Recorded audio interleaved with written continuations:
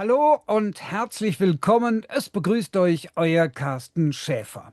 Heute begrüße ich einen großartigen Komponisten und Musiker aus den USA, der allerdings aus Israel stammt. Ich spreche von Gil Assayas, Künstlername Glasses, der die unterschiedlichsten Musikstile spielt. Darüber und über etliches mehr sprechen wir jetzt. Hi Gil, how are you? Hey, how are you doing, Carsten? It's so good to see you It's so and good hear to you. see you too. Yes, we've been in contact for quite a few years now, so That's right. it's about time that I presented you to a larger audience. Well, I really appreciate it. Thank you. Thanks for having me.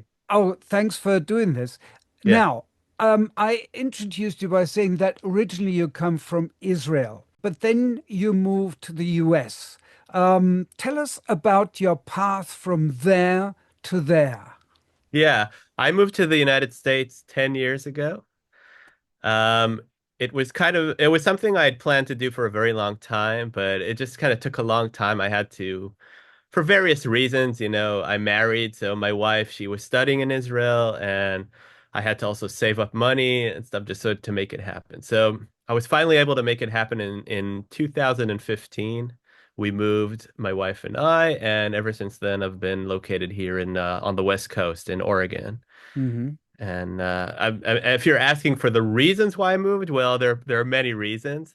Of course, like the situation in the Middle East is not the best, and I wanted to get out of there. But also for music opportunities, there in Israel there aren't too many opportunities outside of the local scene.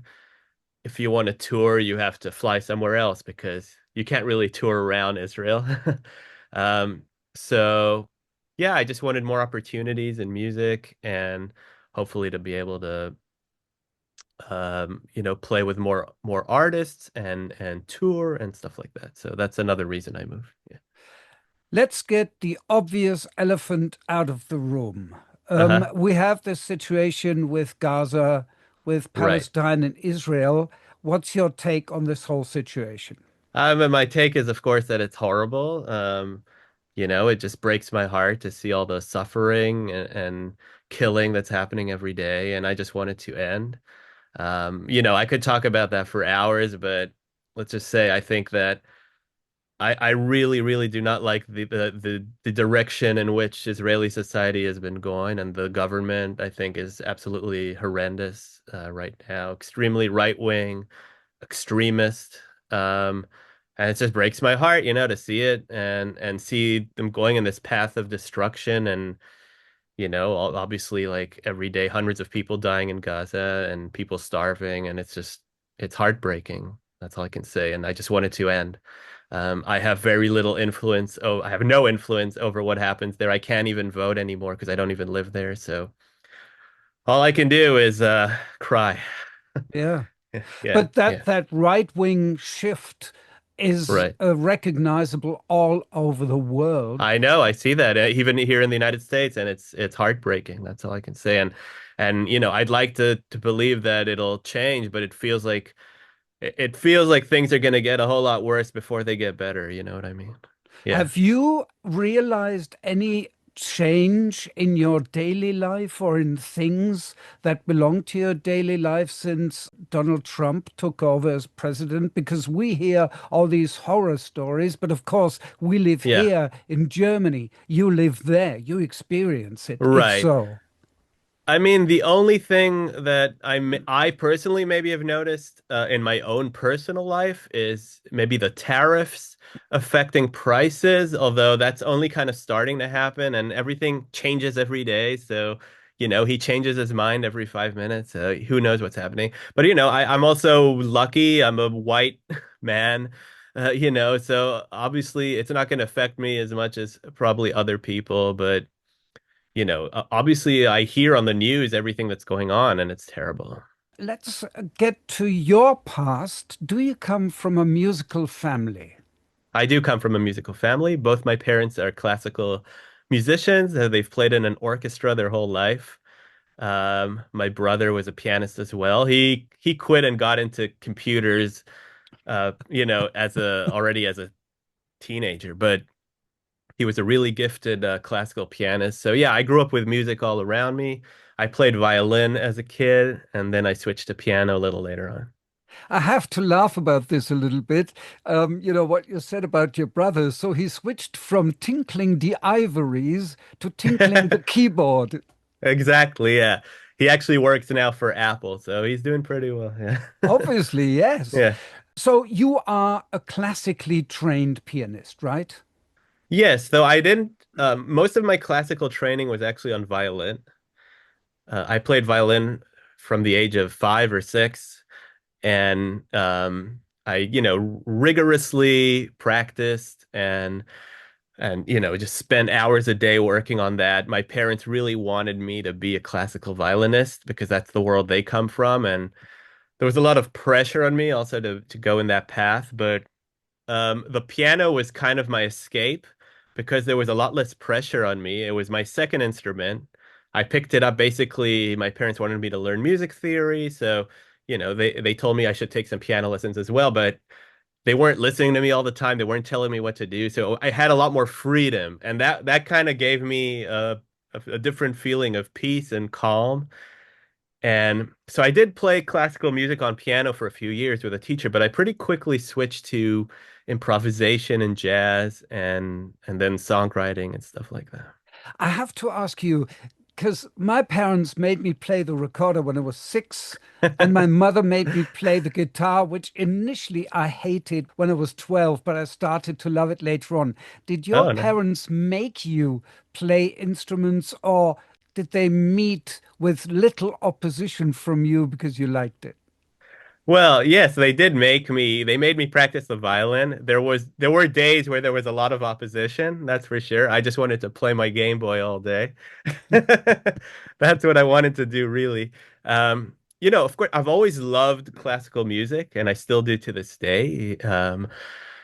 But yeah, that kind of pressure, and I'm not blaming my parents. I think they had the best intentions in mind, but in that classical world, that's pretty common, right? That kind of pressure, that competitiveness, that, idea that you have to be the best. And I think it takes a toll on musicians' mental health. And for me as a kid, when that day I decided to quit playing the violin, that was so liberating for me. It was like this huge burden just off my shoulders. How did your parents react? Oh, they were not very happy about it. It was a very dramatic, big deal. But they accepted it. My parents are very, very supportive of me. I don't want to paint them as these, like really strict, evil people. They're not. They're very loving, very supportive. So, they accepted my decision.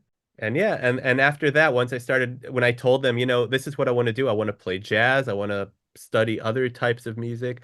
They were supportive, and they helped me find a teacher and obviously paid for it. So no complaints. You play so many different songs and styles and stuff. What do your parents think about this? Because a lot of this stuff is experimental, and you take classical music and you give it a modern twist and you do this, that, and the other. What do they think about that? Obviously they always say they love everything I make. Yes, I don't know if I because you're a believe little them. boy. I don't know if I believe them, but I appreciate it. I don't know what they honestly think because I know they are when it comes to their own musical taste, they're purists. They like only classical music. So, but of course I appreciate their compliments. And yeah, I grew up listening to all these different styles of music, so I think it just comes naturally to me to kind of blend them together into this salad. You play so much different stuff, as we already said. There is Game Boy music, there is classical music, there's rock Right. music, there is jazz, there is progressive rock. I have to ask you, who were or are your musical heroes? And I'm not just talking about your own music, but who did you love to listen to? Who increased your love of music? Yeah. So growing up, of course, the classical composers such as Chopin was always one of my favorites. Even as a kid, I would listen to his music nonstop, and emotionally connected with it. There's something about his music that's obviously very very impressive technically, but it's also kind of very deep and sad in a way, and I really connected with that. And other classical musicians as well, of course, Bach, Beethoven, Brahms, so many amazing composers. And then later on, when I discovered jazz as a teenager, I got obsessed with some jazz pianists such as Oscar Peterson, who is, of course, one of the greats, Canadian pianists, and Bud Powell, an American pianist, bebop pianist. I was obsessed with him. I would listen to his solos, transcribe them, learn how to play them. Um, and then a little later on, when I was maybe 17, I started getting into alternative rock, mostly British rock. As a kid growing up, pop music never interested me that much, but when I started getting into the more alternative side of things, I really connected with that, especially Radiohead, which was as is still today one of my favorite bands. Um, Obviously their songs are beautiful, but also the sound design of their records really captivated me. And that's when I decided, hey, I want to learn how to make, not just play piano, but I want to know how to make all these cool sounds as well. So that really got me into synthesizers and other bands as well. Of course, I always loved bands, older bands from the 60s and 70s. I've always loved the Beatles, always loved Led Zeppelin. But at the same time, I grew up playing video games. I was a 90s kid, and that's what we did. We played video games all day. So the music from video games, I also loved, I always connected with it as well. I loved how these composers, mostly these Japanese composers, would create such gorgeous music using such simple sounds, they had all they had to work with these 8-bit square waves, basically pulse waves, and they still made just beautiful. They wrote these beautiful themes that I wouldn't get tired listening to over and over again. And yeah, so all those things together kind of made up who I am today, I think, as a musician. Favorite Game Boy game? Favorite Game Boy game?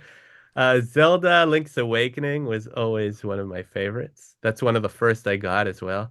Castlevania, Belmont's Revenge.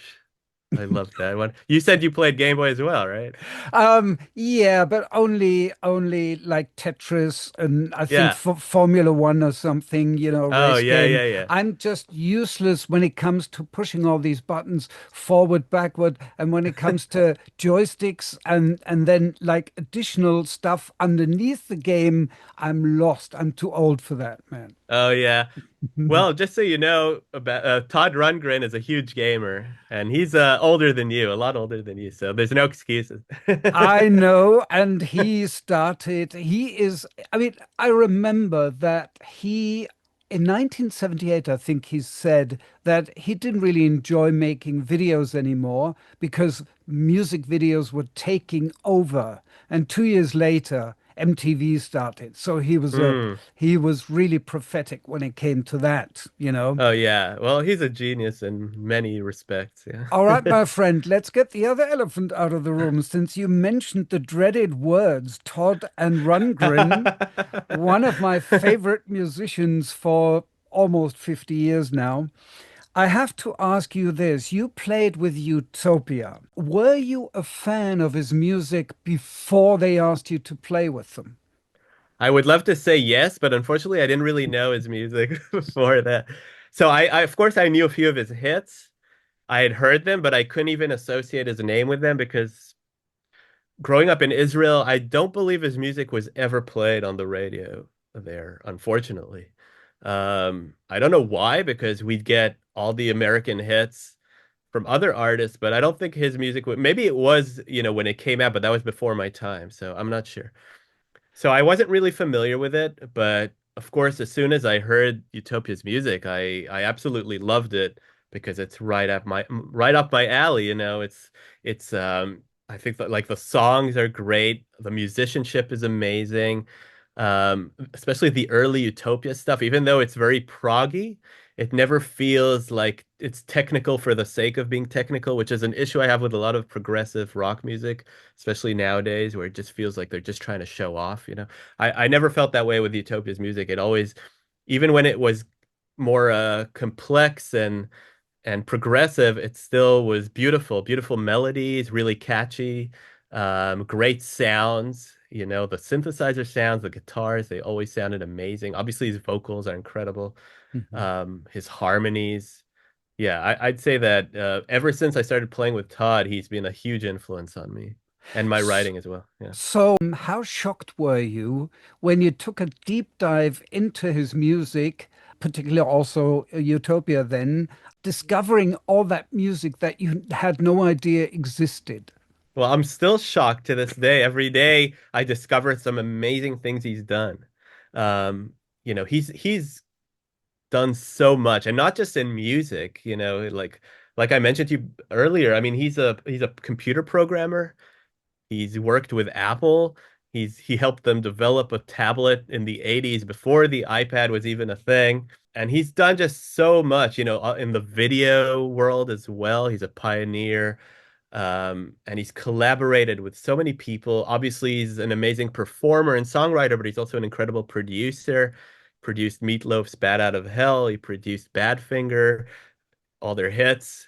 And every day I discover more records he's produced, more songs he's written that I hadn't heard before. And everything he does is unique. You know, he doesn't repeat himself, which is something that I strive to do as an artist as well. You know, I don't want to just recreate the same thing over and over again. I want to try new things. So I find him incredibly inspiring. We have a lot of conversations on tour that are very thought-provoking and enlightening because he's so knowledgeable and so intelligent. Absolutely, yes. Yeah. And of course, he did the first interactive CD, The Individualist, and then he Right. also did the first, one of first screensavers, Grog Gazer, and stuff like that. But Oh, I really? also have to ask you, I read that you were chosen to play with the Retopia reunion, if you want to call it that. And there's a great document from Chicago, which is wonderful, because for two reasons: that his son, Rebop, I think, knew you or knew of you, and that you could play synthesizers, had an understanding of old synthesizers, and you could sing at the same time. Is this all true, or what's the reason you got to play with Utopia? And after that question, I promise we end the mutual Todd Rundgren Appreciation Society Oh, talk. I don't mind talking about Todd. I love Todd. You know, I feel incredibly lucky. I think honestly, you know, this universe works in a mysterious way sometimes.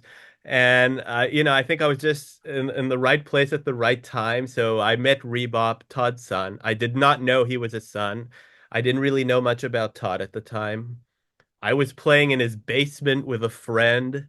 I wasn't even playing my own music. I was accompanying a friend. And then I chatted a bit with Rebop, and that was it. And then a few weeks later, I get an email. Actually, I get a message on Facebook from Todd's son saying, "Hey, my father is this touring artist and he needs someone. Are you interested?" And I said, "Of course." And then Todd emailed me. So, you know, of course, I think that me having these videos on YouTube of me playing that really helped because Todd heard them and he felt like I was a good fit. Otherwise, I don't know if I'd have gotten the gig because, you know, maybe I'd have had to audition or something like that. But just based on my videos, he decided to hire me. Um, and yeah, I'd love to say, oh yeah, it's because I'm so talented, but no, I think it's just luck. There are a lot of amazing keyboard players out there who could play his music. There are a lot of amazing singers out there, so I don't feel like I'm the only person who could do this, of course. So I just think I'm lucky and I'm very grateful for the opportunity. Gil, you know that at the beginning of this special, this interview special about you, there will be some Todd Rundgren, or rather Utopia music that you played on, and I'm sure you won't mind, right? I won't mind. You should ask his label if they mind. I don't... We get to your music Now, the thing is, Yeah. as we mentioned a few times now, you play so much different music. Was that what you always wanted to do? That you said, I'm not going to exclude anything, I'm going to include anything I want to? Yeah, it's not something I consciously think about, hey, I'm gonna add a little jazz and a little this. I just kind of sit at the piano or sit at the keyboards and just write whatever I feel like that day. Um, and I think just having studied and listened to all these genres, it just kind of comes naturally to me to kind of blend them together. The one thing that I'd say was more of a conscious decision was to make a strictly chiptune album, 8-bit album, which I did a couple of years ago. That was just my way of kind of paying tribute to my childhood and the music from these video games and these great composers. But other than that, with my music, I just kind of do whatever feels right. I don't think about it too much. You are a keyboard wizard. Thank you. I'm not going to say a keyboard wizard and a true star because then we're going to get back to that. Do you just, and I put that in inverted commas, play keyboards, or do you also develop instruments, software, and stuff like that? No, I do not develop instruments. I'm not a programmer. I am a sound programmer, so I will sometimes work with keyboard or software companies to design sounds for their products. Like, for example, the synthesizer company Sequential, which I'm sure you've heard of, Dave Smith, Sequential. Like, I work with them on a regular basis. I program presets, sounds for their instruments. But no, I don't actually develop the instruments themselves. I just use them. And since we're on sounds, you said your brother is a computer expert, a computer whiz kid, or whatever Yeah. we want to call him. Did he help you out with the chiptune album and something like that, with the sounds? Oh no, he was not involved in that. Yeah, so sound programming is something that I got into fairly early when I was already 17 or 18 years old. So, um, yeah, programming sounds is something I'd say that is something that comes pretty easily to me at this point, and especially chiptune sounds. They are not complicated. It's mostly pulse waves and noise, 8-bit noise. That's it. So it's the difficult part of it is trying to make something that sounds good and not too grating to the ears using these really simple and bright sounds. That's the challenge with that type of music, I think. But yeah, the sounds themselves are very simple on that album. Let's go through some of your music. We can't cover it all because it's so diverse and there's so much of it. Your Sure. first LP, Defective Humanity from 2019, is a progressive rock album with some elements reminiscent of 70s German electronic and krautrock music. Would you agree? Sure, sure. Yes. When are you referring to a specific song or just in general? I think in general, really Yeah. the diversity of this whole thing, that's what I'm talking about. I Well, I could have always talked loved about one song, and the yeah. others would be completely different. Yeah, so because some of the songs on that album are more kind of more like a straight ahead kind of rock band oriented, and others are more electronic. But yeah, I've always loved Kraftwerk as well. They have definitely been an influence on me as well. And yeah, I made most of that album by myself, sitting in my studio like I am right now, using my synthesizers. But I did get the help of a drummer and a guitarist and a few other musicians, fantastic musicians who helped me create more of a kind of band rock sound on some of the songs. hmm On the song People, there's a guest appearance by, oh, I think we've talked about him, Todd Rundgren. I remember that we wrote about this, and you were like, hey, I can't believe he actually sang on one of my songs. Did you just go out and ask him, or Yes. how did it come together? Basically, I had finished the song already. It was done. My vocals were on all of it. And then I decided to set I wanted him to appear on my album. I wanted to ask him, and I was trying to find the least complicated song to ask him to contribute to because I know he's a very busy guy. I didn't want to send him a song that is really tons of chords and very complicated. So People is more of a kind of pop song, very simple melody, simple chord changes. And I thought, if he has a few minutes, maybe he'll be able to do something. So I sent him a demo of the song. I mean, it was pretty much done, but it wasn't mixed yet or anything. And I was very surprised because he responded to my email literally within 2 minutes.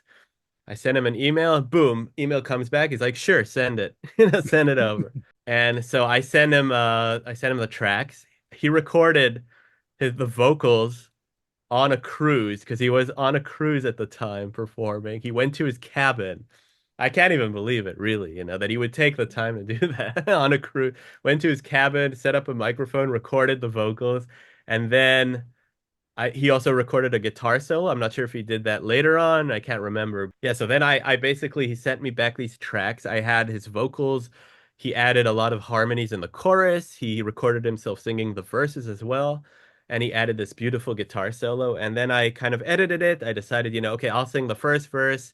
And then he can come in the second verse and we'll do this kind of back and forth thing and then have a solo later on. And I think it turned out pretty cool. I was really, really grateful for Which that. cruise was it?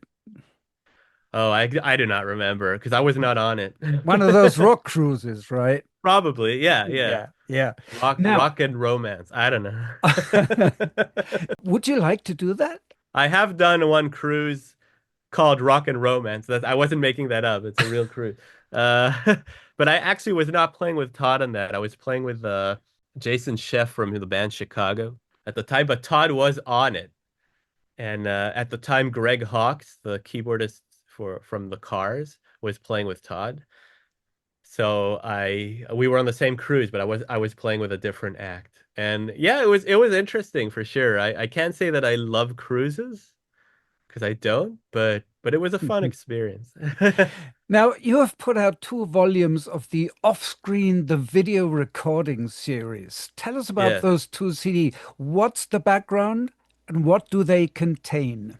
Yeah, so these albums basically is where I dump all the things that I make on YouTube and on social media that are not fully fleshed out songs that are on albums, basically. Because if you follow me on social media, you'll see that I upload pretty frequently little videos of myself jamming, or I do these video game covers, or all kinds of other things. And it never felt right to put these out on an actual album like Defective Humanity or something like that. So instead, I just make these compilation albums where I put like 40 tracks on them, and it's all these short little ideas.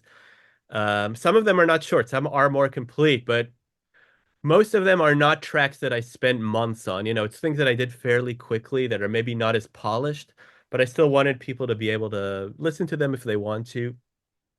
So I released them, and it's called Off Screen because they are originally from videos, performance videos.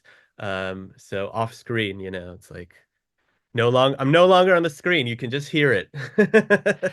So is that your way of working that you say, okay, I've got one song or maybe 2 or 3 songs for an EP or something. Hey, you know what? I'll just dump it on Bandcamp or I just put it on social media or on YouTube. So just to get it out to people. Is that how you want to do it? Well, it depends because with my albums and EPs, like the one I just released, those are songs that I spent a lot of time on. I really try to make them as polished as possible, not just in the songwriting aspect, but in the production aspect as well. And then the off screen is kind of a different approach completely. That's where I just dump, I don't like using that word, it sounds bad, but that's where I just put all these tracks that are not as polished that usually are live performances. Some of them are I did this series on YouTube called From Scratch, where I created songs very quickly. Basically wrote and produced something in like an hour or two, and I caught the whole process on video. It's kind of more of an interactive educational video where I show people my process. And some of those I thought turned out pretty cool, but they're not on the same level of refinement and polish as the stuff I'll put out on my albums and EPs. So yeah, it's a different approach for the different those different releases. And of course, just to set the record straight, by dump, I don't meant that as trash, but in terms Yeah, no, of I was the okay, first to use that fans. word. Yeah, Yeah, I was the oh, first to use that word, and okay. I just yeah, I realized I probably shouldn't say that because it sounds like I'm just throwing out there without even caring, but that's not No, true. no, no, no, I still try to select the best ones. I don't put every single thing I make. no. Right. Yeah. And don't forget what Todd says about polished songs. He said in an interview a long time ago, well, yes, of course, I do correct mistakes. But at some point, I leave mistakes in because otherwise the songs sound too sterile, too Right. artificial. Oh yeah. I didn't know he said that, but I agree with him. Now, let's talk about the chiptune album. The proper title is Tugging on My Heartchips. Was it difficult, because I'm not a keyboarder, was it difficult to create these 8-bit sounds from yesteryear? So yeah, like I told you, the sounds themselves are not necessarily that complicated. They're pretty simple. The difficulty for me with that was creating something that sounds pleasant to the ears using these types of sounds because the types of sounds on used in chiptune are not filtered, so they are very, very bright. They have all these overtones. And you add a few layers of that and it starts to get really bright and really sometimes fatiguing to the ears to listen to. And some people make this kind of music using original hardware. They will actually make it on like a Super Nintendo or something or a Nintendo system, which is great. But that's not what I did. Just used my own software and my synthesizers, and I just tried to kind of emulate, not like 100% emulate what a Game Boy or a Nintendo system sounded like, but just to kind of emulate the feeling and the overall sound. I still added drums and I added things that you couldn't probably do on the original hardware. I had a lot of fun making that album.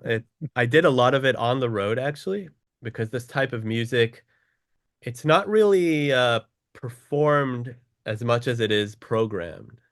So a lot of it is just clicking around with your mouse. Of course, I'd still play the parts on the keyboard, but a lot of it is kind of quantized. Everything is really kind of perfectly on the grid because that's just the sound of that genre, I think. That's what sounds right for it, as opposed to, if I'm playing like piano or something like that, you don't want to quantize it. You want it to sound human and natural. Now, the total opposite to that is your Frédéric Chopin songs. You already Uh, said how much you love him because you released modern versions of two of his pieces. I've talked to a lot of keyboards, and most of them love Chopin. What is it about Chopin? You mentioned a few things, but I want to get into that a little more than we already did. What is it about Chopin that is so fascinating to so many keyboardists?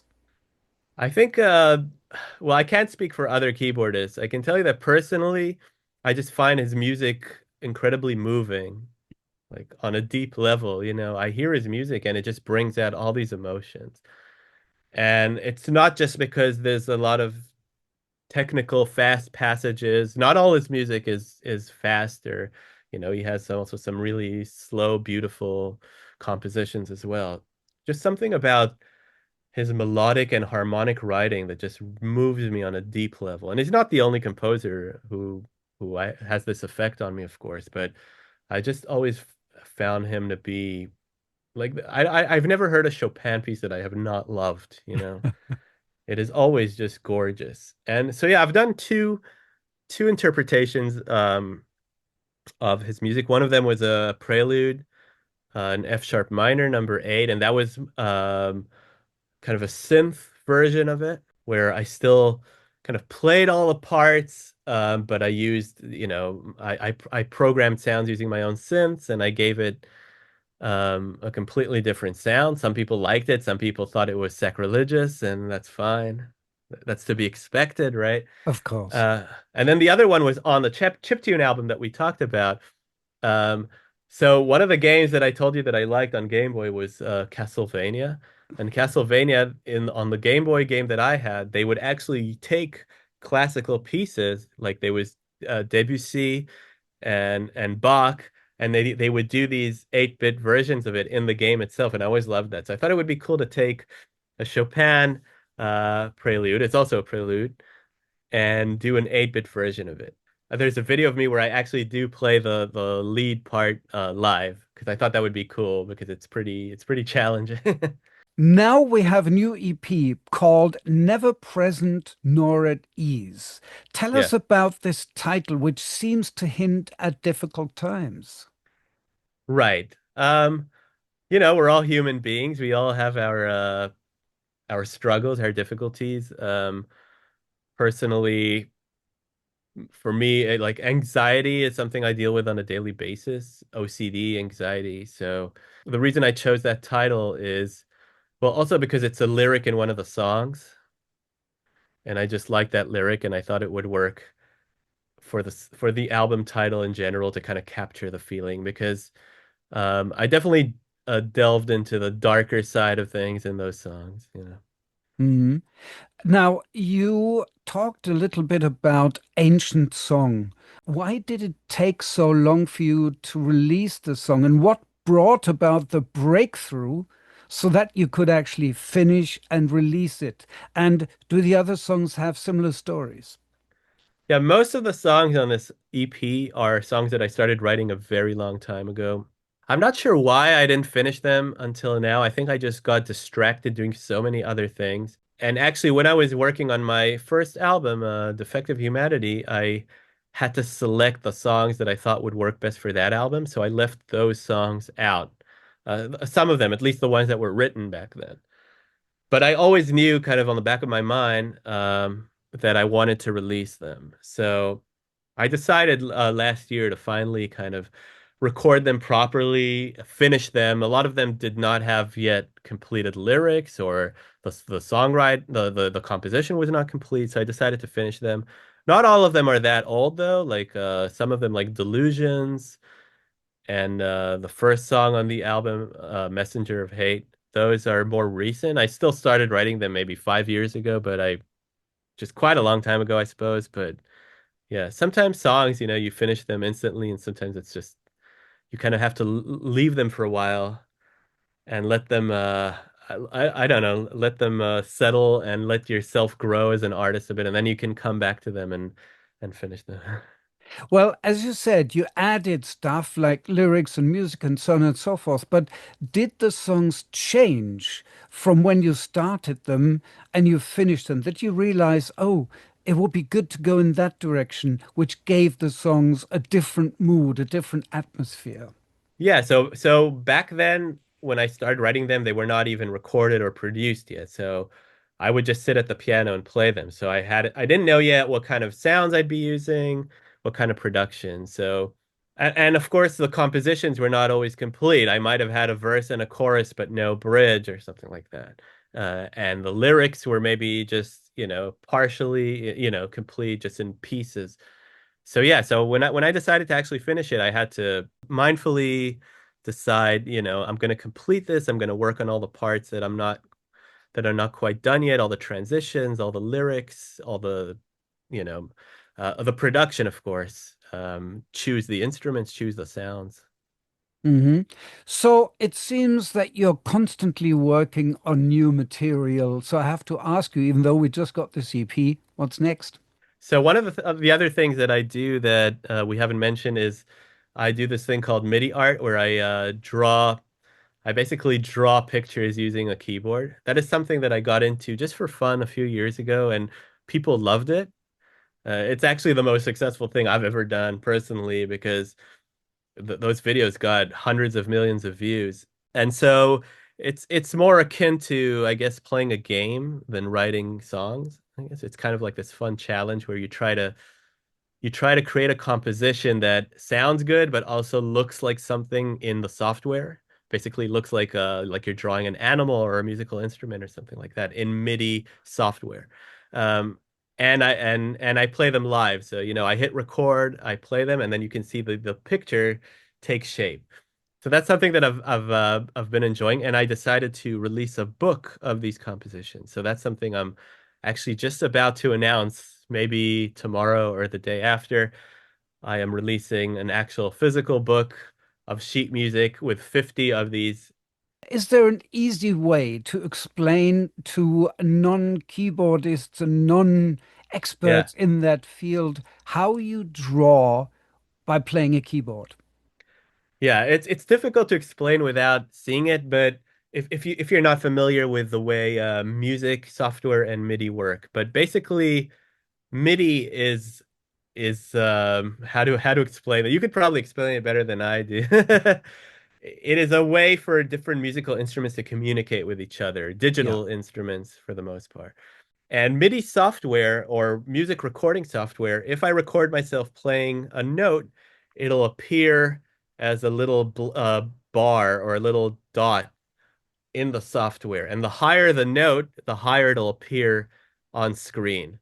So using that idea, if I play, for example, a scale going like do, re, mi, fa, sol, la, si, do, then you will see a line going up because the notes are going up on screen. So using that idea, you can try to create something that sounds musical but also looks like something in the end. And I can't take credit for being the first to do it because I'm not. But what I wanted to do was do them live because up until now, people would just create them in the software and play them back, and it was very cool. But I wanted to create something that you can play, and when you're done, the audience can see a picture on screen. So it's a And bit yeah, like you're recording stuff, and on the computer, you see your instrument being played, and it's a line of a certain color, and you have different lines with different colors, but you don't have the lines, you just have the dots, yeah, I mean, it roughly. can all be one. It can all be one color too.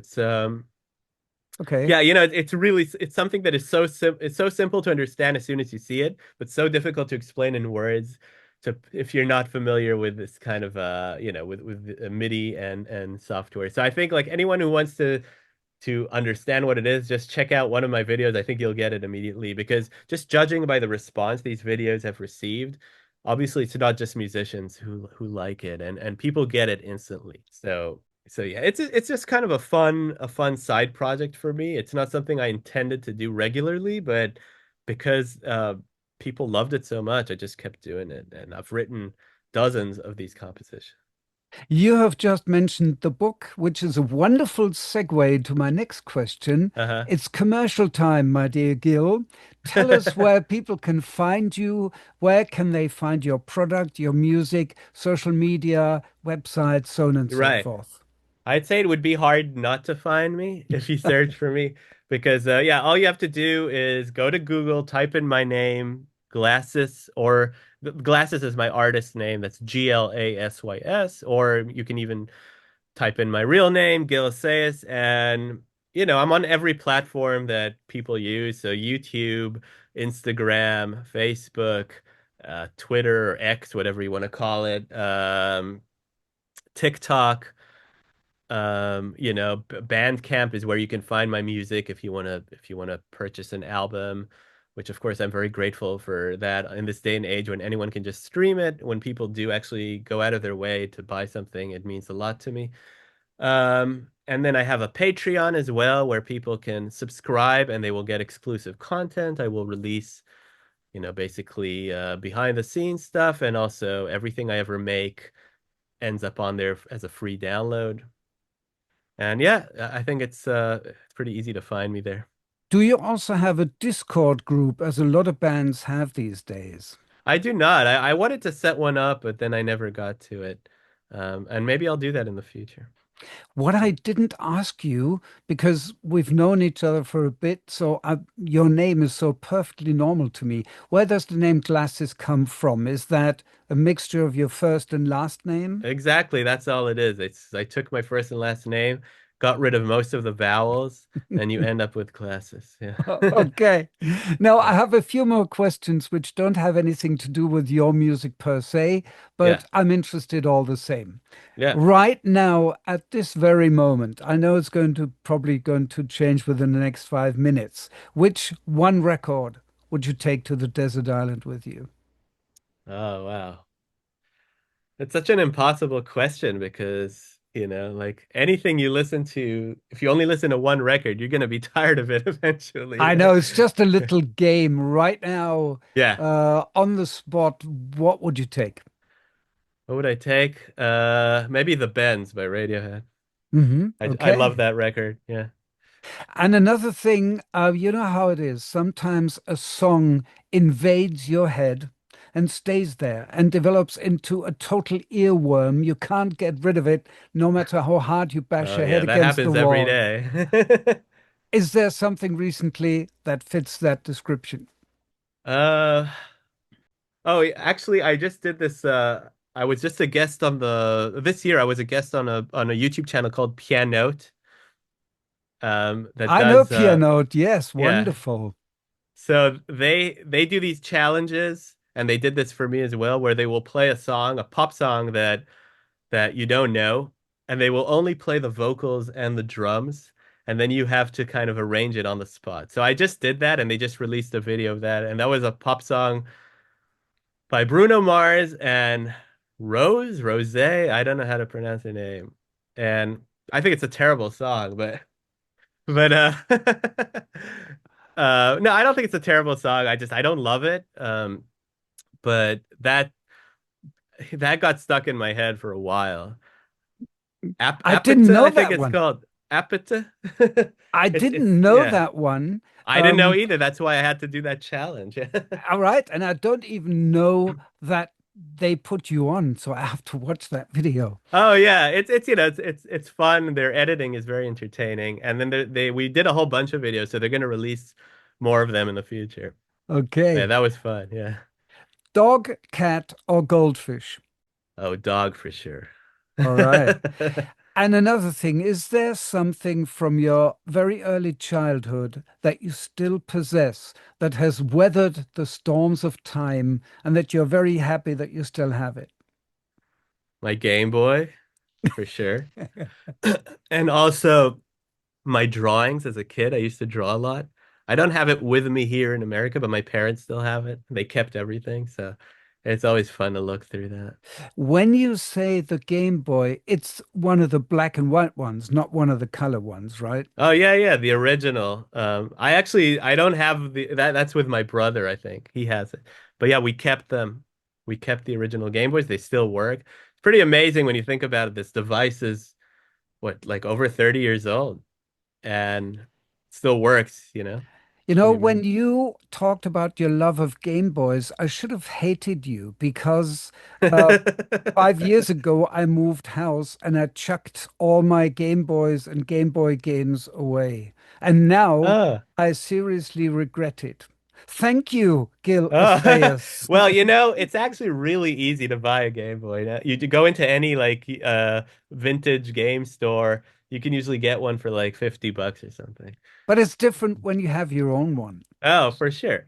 Did you buy it? Did you buy it for yourself or was it for children or No, was no, it I bought it for myself. for yourself? I bought these things when they came out. First, I had a black and white one, the regular one, the gray one. Yeah. And then Yeah. later on, I bought a blue one with the color display and stuff, you know. Yeah, yeah.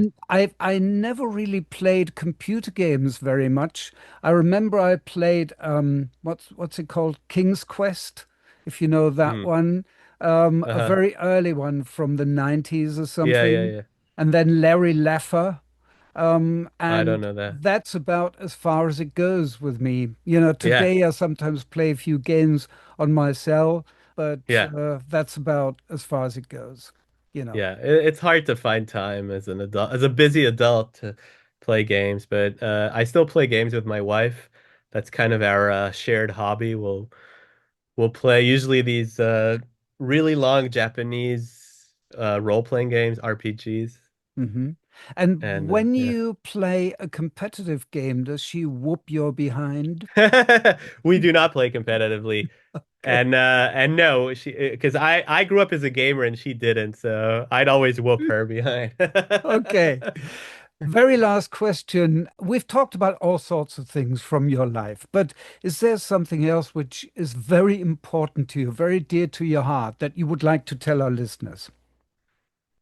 Well, I just hope that in these difficult times that compassion wins and not hate, because every day you just hear about all these awful events happening all around the world, in Europe as well. And it seems like sometimes hate is winning, or I shouldn't say winning, but it is predominant, and it's very, very heartbreaking, as I told you before. So I just think, be kind to one another, be compassionate. That's the only way to survive together on this Absolutely. planet. Exactly, yes. Yeah.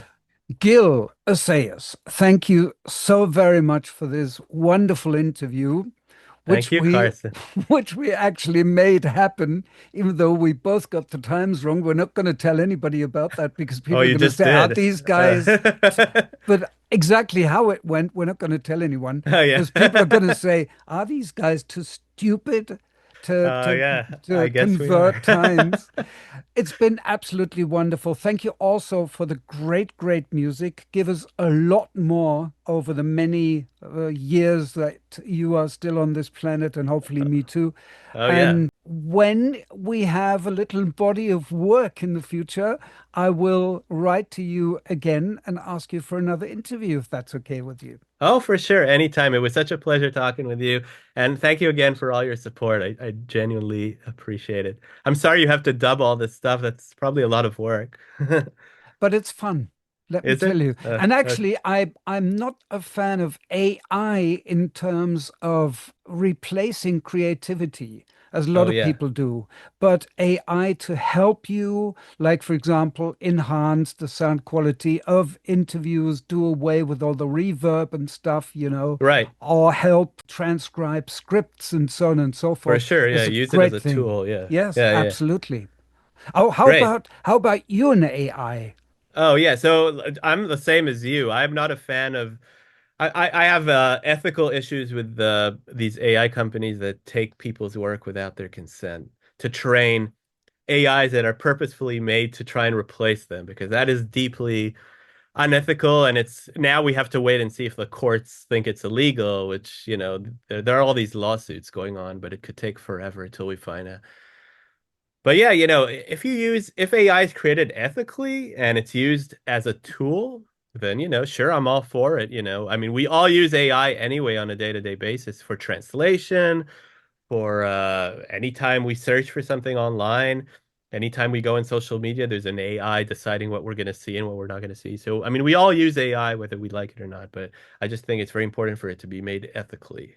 Well, what you just said about the legality and possibly putting musicians out of work, that is, of course, a drag, and that's a very, very bad Yeah, not situation and just musicians, development. visual artists, Sure. and any kind of creator, basically. So, But at yeah, least yeah, people can say only people can be creative. AI can only be reproductive. right. That's right. Um, Yeah, and once again, I don't have a problem with the technology as long as it's created ethically. I Yeah, don't think that taking everyone's music or taking on everyone's art, uh, behind their backs to create a commercial product that is meant to then replace them is ethical, because it is not. It is simply not. absolutely, yes. Yeah. On that note, Gil, thank you so much. Thank you for investing so much time into this interview. Oh, it's It's my been pleasure. It an flew by. hour.